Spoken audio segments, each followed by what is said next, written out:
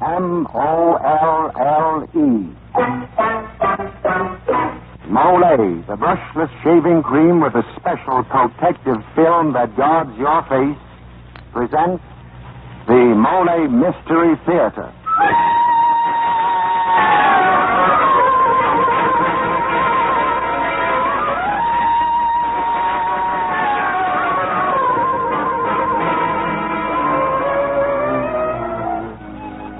Tonight's Molle, the brushless shaving cream which puts face protection first, brings you another in the series of programs which puts mystery and excitement first.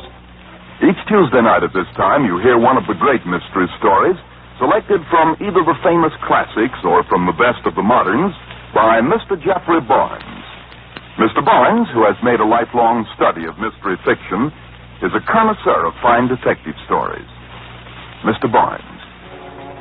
Good evening, ladies and gentlemen, and welcome to the Molle Mystery Theater. Tonight we bring you a tale of espionage in wartime Washington, set in the exciting days before the invasion of North Africa. It is based on a novel by Richard Powell, and it is called Death Talks Out of Turn.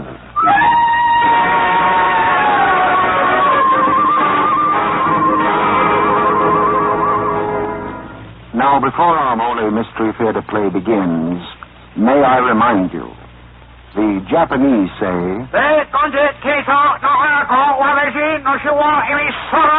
while the Germans say, Ein amerikanisches Kriegsgeheimnis bedeutet 1000 tote Amerikaner. In our language, they both mean one American war secret means 1,000 dead Americans. So if you know any military information, for instance, such as troop movements, keep it a mystery and help keep our boys alive. And now to our Molle Mystery presentation, Death Talks Out of Turn. Friends, I want you to meet Lieutenant Andy Blake, who is here in the studio to tell you his own story. Lieutenant Blake. Thank you, Mr. Barnes. It was October 1942, and wartime Washington was quite restful until my wife, Arabella, arrived. I'd been commissioned in the Army several months before and had reported in Washington, leaving Arab behind to join me later. I thought that when Arab arrived, my troubles would be over, but I must have been nuts. 5 months of married life should have taught me better. Anytime Mrs. Arabella Blake wraps a guy in cotton wool, he better not strike a match, for it's likely to be gun cotton. Like most of Arab's acts, her arrival in Washington was unannounced. I was finishing up my work in the Pentagon building one evening, only half conscious that something was brushing the back of my neck. Even if there are 8 girls to every man in Washington, Andy, when I kiss a man, I expect to get his attention. What, Arab? Where did you come from, darling? I have a job in Washington as a secretary. And guess where? In the office of the chief of ordnance. I'm not sure I like you working there. They've got too many things you want to shoot. Oh, Andy, you're glad I'm here, aren't you? Glad you're here. Why, gosh, when you came in, Oh, look, Arab, I never could say these things properly. Oh, you need to be stirred up, Andy. You've been here 2 months, and you're still a first lieutenant. No citations, no ribbons, not even a badge for pistol marksmanship. The way I handle guns, I'll get a badge and a military funeral at the same time. But meanwhile, we've got to find a place for you to stay. Oh, I have a room already, Andy. What? It's not half as hard to find a room as they say. There must be a catch somewhere. How did you get this room? I heard somebody on a bus say that there was a vacancy at a place out on Northwest Q Street. So I went there, and I took it. I didn't know people in Washington talked out loud about vacant rooms. I thought they whispered. Well, I was sort of eavesdropping. I suspect I won't approve of this. Well, while I was eavesdropping on people talking on buses, I heard a man say, "We're having trouble renting that vacant room at 5797 Q Street. None of the girls have been exactly right." Well, what's so suspicious about that remark? Well, I didn't like the way the man said it. What was he like? Short and fat and I think bald. Gave me the creeps. Andy, I'm sure he's a spy. Oh, I don't believe it for a minute, sweetheart. But I'm going to have a look at that room of yours.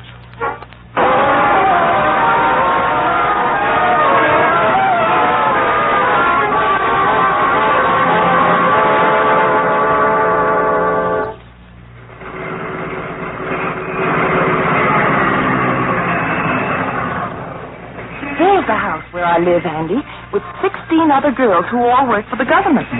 How'd you like it? I don't think I like it at all. Well, maybe you're right. You know, before I rented the room, they asked me a lot of questions to see if my job was important enough. Wanted to know if I had any connections with people in the Army and Navy. Come on, Arab. We're getting out of here fast. And don't get out of the car. You're not going back into that house. Well, I've got to get my things. Anyway, if you won't help me investigate, I'll do it by myself. Hey, wait a minute. You can't do this to me, Arab. Oh, I can't I? You just watch, Andy Blake.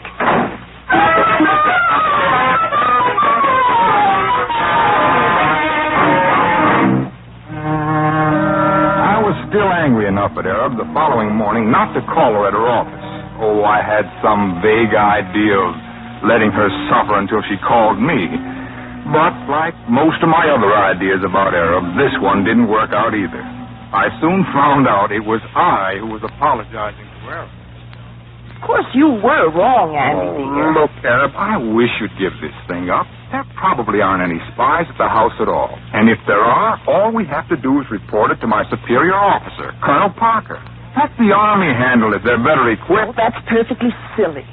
Why bother them with this when we can check up and find out? Yes, but... Then the Army can step in and take over. I don't want to be a hero. I just want to do my job in the Army and let it go at that. Oh, but, Andy, we can do it together and have so much fun. Arab, I tell you, I'm not going to get... Oh, all right, Andy Blake. If you won't help me, I'm just going ahead and solve the whole thing myself. So there. Go ahead, you dope.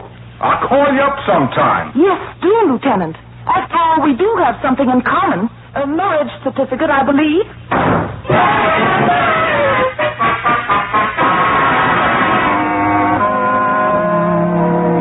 The more I thought about the situation, the more worried I became about Arab. So that night, much against my better judgment, I drove over to Q Street and parked my car near the house where I could watch it. It was a quiet street, so it was doubly startling when suddenly a woman screamed from the direction of Arab's boarding house. Something shut the scream off fast, as though a hand was placed over the woman's mouth. I ran across the street and plunged into the garden. 50 feet away, a man was dodging behind a tree. I sprinted towards him. He was short and fat, but that was about all I could see. He turned suddenly and waited for me, waited in an odd crouched position, his fingers stroking the air in front of him almost like a pianist testing the keys. My memory groped for a picture I'd seen once. A picture done on rice paper. There had been a short, fat man in the same hunched position. In the background, the artist had painted a tiny white-capped mountain. But even as he moved toward me, still in this hunched position, a woman's voice came from a few feet away. Stop at this moment. I am Mrs. Fielding, Lieutenant Blake. I own this house, and your pretty wife has been boarding with me for a week. I think you should beg the lieutenant's pardon, Mr. Jones. I beg your pardon, Lieutenant. You came at me so fast, I failed to note your insignia. A woman screamed. Was it you, Mrs. Fielding? Something ran through the bushes. A rabbit, perhaps, or a cat. I am nervous. Would you like me to see you into the house? No, I don't think so. Thank you. Oh, then, good night. I've not apologized properly for my foolish actions, Lieutenant. But you are also very foolish. Never run at an enemy that way. Come more slowly. Now look at my hands. I can break a small club with the edge of my palm. Can you do that, Lieutenant? I wish I'd known that stuff when I was a kid in the Pine Tree Patrol. You see, we had little scout hatchets, and I was always chopping myself instead of the wood. You do not understand. I was assuming that the club was the man's neck. Your mistake, Lieutenant, is hitting a man with a fist. The fist is broad. It spreads the impact over too much space. I've been getting along all right with fists so far. What do you think will happen when an American soldier has to fight a judo expert? The American might shoot the Jap. We will hope it turns out that way. I'm glad to have met you, Lieutenant Blake. My name is Jones. Mr. Jones lives next door. If you'll pardon me, Mrs. Fielding, I'll be running along now. Good night, Lieutenant Blake. Just remember my advice, Lieutenant. Be careful how you run at a man. Or better yet, don't run at him at all, and then you will be sure of being safe.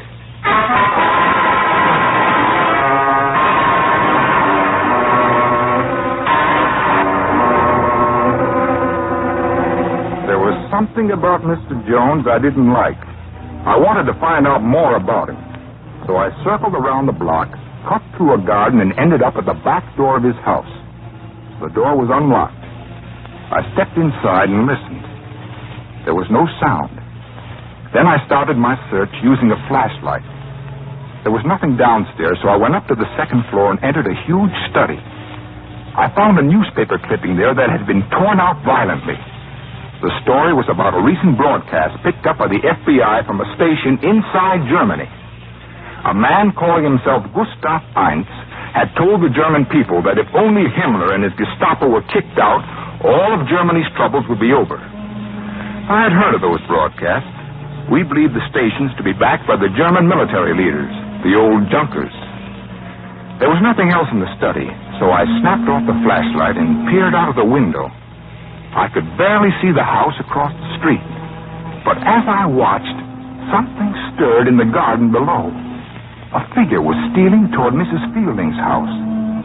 The figure stepped across a starlit space, and I stopped breathing. The prowler was Arab. Well, I knew Mrs. Fielding and Jones were inside the house, and that if Arab was planning to eavesdrop again, they would be sure to catch her. I had to get her attention. My hand grabbed the straight wooden chair and slammed it through the window. I stuck my head in the opening and let out a yell. Suddenly, I heard a door slam downstairs. The fat man must have run out of the house next door the minute he heard the crash. I could picture him creeping up the stairs, feeling the air ahead of him with those clutching fingers. My best chance was to wait for him to make a noise. I pressed back against the wall of the room and waited. Somewhere in that house, death was moving toward me. My breathing was getting louder, like a guy in the last stages of asthma. I tried to hold my breath. Now a sound of breathing was coming up the stairs. Somebody else was breathing. The fat man was somewhere near me. I felt around me in the darkness until I finally found a weapon, a small statuette. I flung it in the direction of the breathing and grabbed for my flashlight. The beam showed the fat man in the center of the room struggling to get his gun out of his pocket. The statuette had missed. I could see the gun coming from his pocket, but I stood there, frozen. Then another voice spoke somewhere within the room. The most welcome sound I have ever heard. It was Arab. Drop that gun. What? Keep that light in his eyes. Don't worry, I will. Now, just hold that pretty pose, Mr. You'll never get the maiden. Oh, It sounds like a light. of course, darling. Now let's get out of here. Hurry.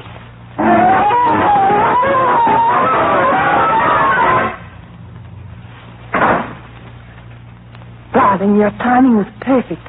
Now he's got to move fast. Hurry up or we'll be followed. Oh, I know this is only going to mean trouble, Arab, but what's the program? First we go to your room. You mean we're finally going to be alone? No, I don't think we'll be alone. All right, let's have it. It's like this. There's 16 girls living in the house on Q Street. We all have jobs in industries of the government. And we all like to chat. You mean the girls talk military secrets? Oh, I don't mean any of the girls consciously tells anything. But they do give out little things that added together may mean a lot. I'll turn in the report the first thing in the morning. But, darling, you won't have time because, well, I've elected you as the bait. What? How do you mean?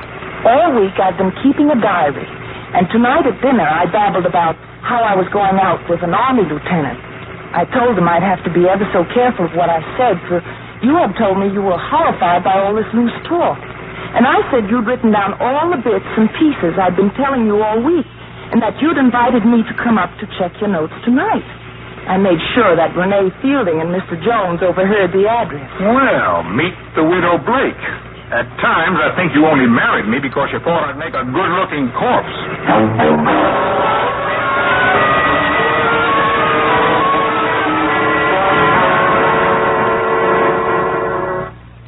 Well, while we're waiting here in my room for your Mr. Jones, where are those notes of yours?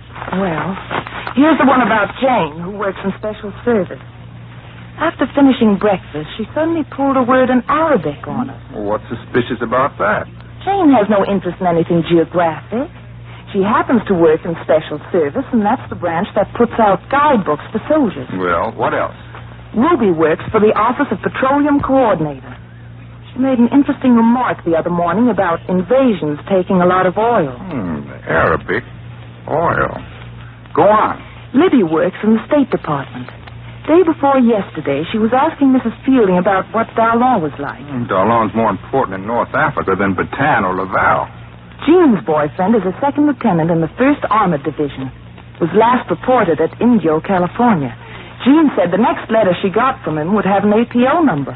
Say, Indio's a desert training center. Mary Arden says that she has to type requisitions for goggles and mosquito bars all day. Goggles means sand or dust. Mosquito bars means tropical or semi-tropical countries. Put them together and they spell desert. Ginger works for Transportation Corps, and she was talking about shipping locomotives for narrow-gauge railroads. North Africa again. But, Andy, what does all this add up to? It adds up to the fact that the joint Allied operations against the enemy in North Africa is already underway, and that Jones and Mrs. Fielding know about it. Holy smokes! I'm going to call Colonel Parker. Oh, the line's dead. Oh, the wire must have been cut. Come here, Andy, quick. What is it? There in the front yard. If you look closely, you can see the shadows of 2 men standing beneath that tree. They're here, Andy. Jones and someone else. But it's impossible. Well, we can't be trapped right in the center of Washington. Andy, we've got to make a break for it. I'll go first out the back door. I've got my gun. If anybody tries to stop me, I'm going to shoot. If anybody's going to draw them off, I'm going to. Give me the gun. No, darling. I'm the one who can shoot, so I'm going first. One of us has to get away, and this is the best chance. But do you think... Andy, if anything happens, I'm sorry I used to steal all the covers from you and use up all the bath towels after a shower. Goodbye, darling. But wait a minute. Why, that little idiot. Why did she leave now? Arab! Arab! Where are you?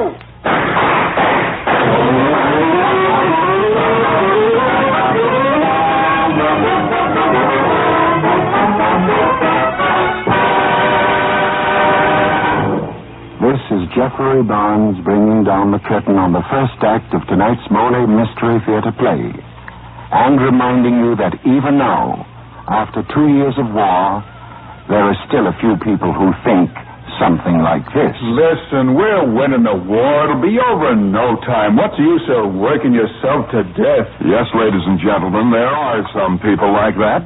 And yet no one can tell us when the war will be over, because no one knows. But everyone knows that we're now in a crucial moment of this war, and we must break every war production record to keep arms flowing to the front. In order to do this, hundreds of thousands of women are needed in war-useful work, because they are the only adequate source of labor to replace men who are entering the service. Women must work as men must fight. And since lack of experience is not a handicap, women can get war-useful jobs in transportation, communications, retail trades, and other necessary services. So, ladies, if you can spare the time for a part-time or full-time job, time to work along with millions of fine American men and women, go to your United States Employment Office and tell them that you are available. Your United States Employment Service can tell you where you are needed most. And now here's Jeffrey Barnes and Act 2 of Death Talks Out of Turn. Lieutenant Andy Blake and his enterprising and charming wife, Arabella, have become involved with a Nazi spy ring in wartime Washington. And as the second act of our play opens, Lieutenant Blake has come to report the emergency to his superior officer, Colonel Parker, who will take the steps necessary. Colonel Parker, wake up! Colonel Parker! And what is it? Oh, Lieutenant Blake, come in. It's that Q Street business I told you about, Colonel. My wife was right. They pieced together a lot of North African and invasion data, and Keep your voice down, Lieutenant. Well, sir, I think these people in the Q Street house have also got my wife. They kidnapped her, just now, in front of the place where I live. Don't worry, Lieutenant. We'll have the house on Q Street in the bag in 10 minutes. Yes, but... I'll have 2 companies of guards turned out to search Washington and get orders through to watch all roads. But I want to do... I'll keep in touch with you, Lieutenant. The best thing for you to do now is to go home and try to get some sleep. Yes, sir. Thank you, sir.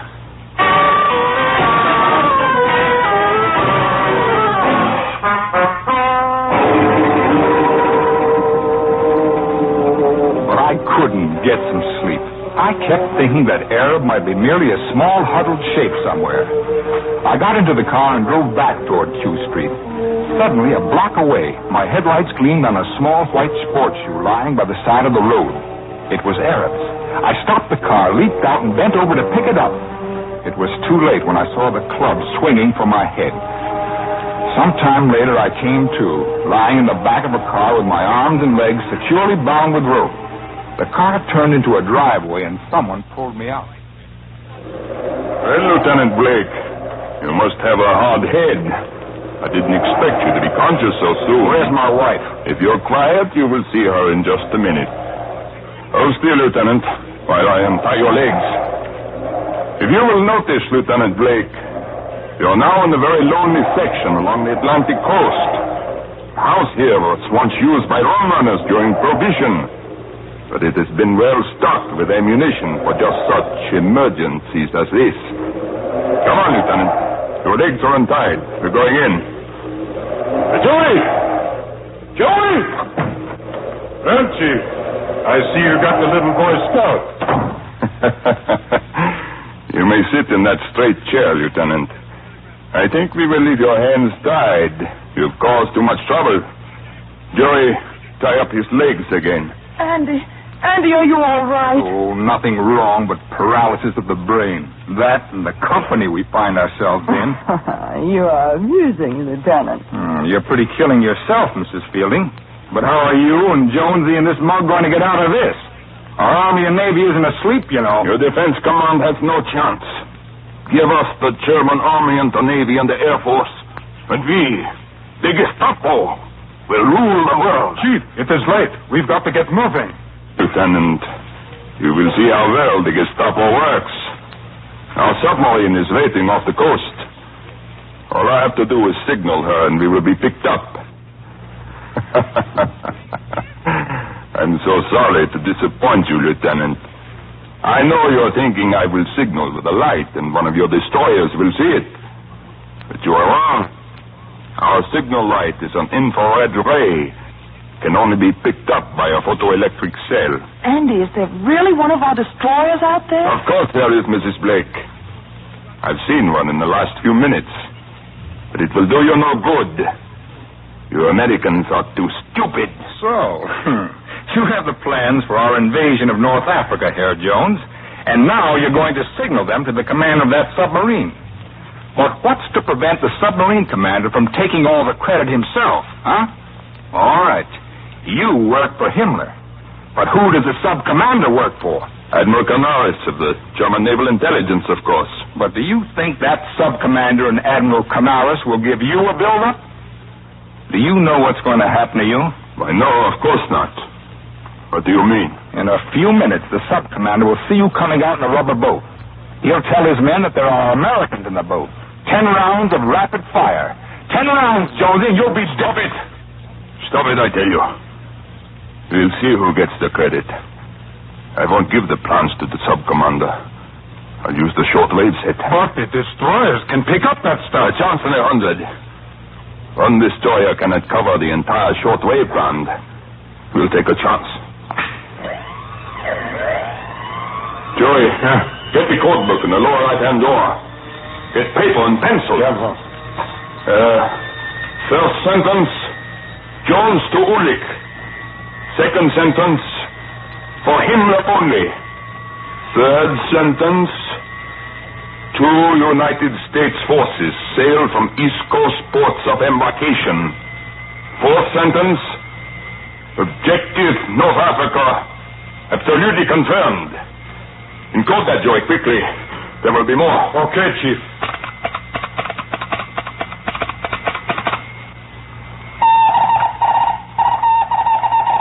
There it is. Now give me the message, Joey. Andy, why did you talk him into using the short wave? But with them using a shortwave radio, our men will be able to locate the target, this house, and start shooting. Any minute now. There it is! Come on, boys! Lay it into that! Watch for this one, Jonesy! Come on, boys! Right one, come on, down 5! 1, 2, 3, down! Joey, come in! Now on the papers! Hurry! change, no change. Hurry up, Joey! Hold on to your hat, Arab, darling. I'd rather hold your hand. Oh, I wish I could think of something deathless to say. I love you, Andy. I love you. That's deathless enough.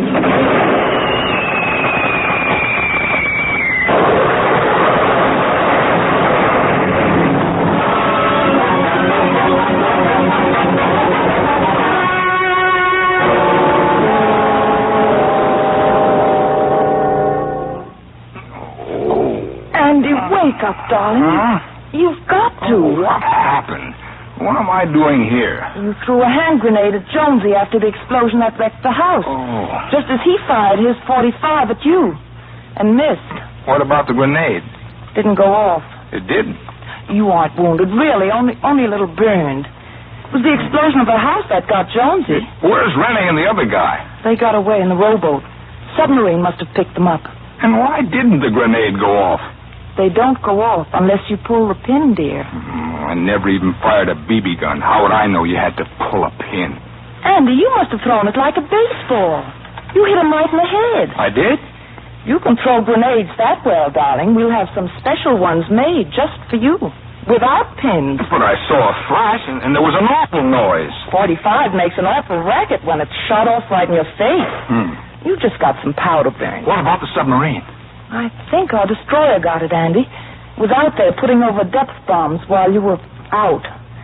The noise just stopped this minute. And we've got to get right back to Washington and make a report.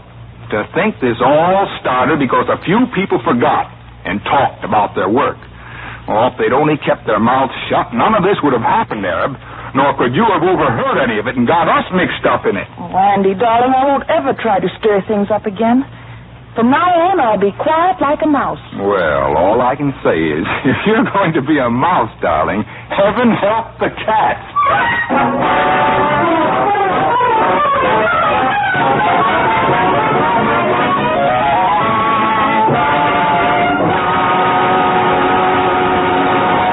Ladies and gentlemen, our Molle Mystery Theater play tonight has introduced us to a very lovable little lady who delights in solving problems. As a matter of fact, she's right here, Mr. Barnes, and wants to tell our audience about another problem. Ladies and gentlemen, Mrs. Arabella Blake. Thank you, Dan. You know, ladies and gentlemen, believe it or not, after my experience in Washington, I did settle down. But later, when Andy went overseas, I became aware of the problem Mr. Seymour's referring to. And, well, I knew that when Andy heard about it, he'd think I was up to something. But I went out and got myself a job. And, ladies, I didn't have any previous experience.